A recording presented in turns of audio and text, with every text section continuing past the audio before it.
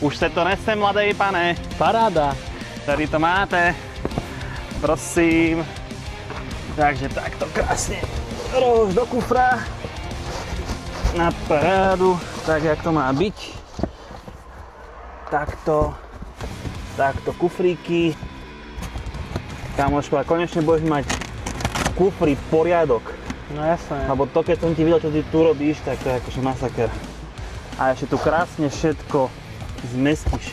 Palinko, pozri sa na to. Takto krásne sme ti spravili teraz koberčeky do kufra aj spolu s boxikmi. Konečne, pretože ten tvoj chaos v tom kufri, keď som ho videl, tak akože bol mi strašne do plaču.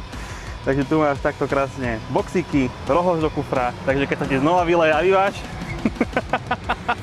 tak už nemusíš proste krvopotne čistiť. Čo na to povieš, ako to ti to páči?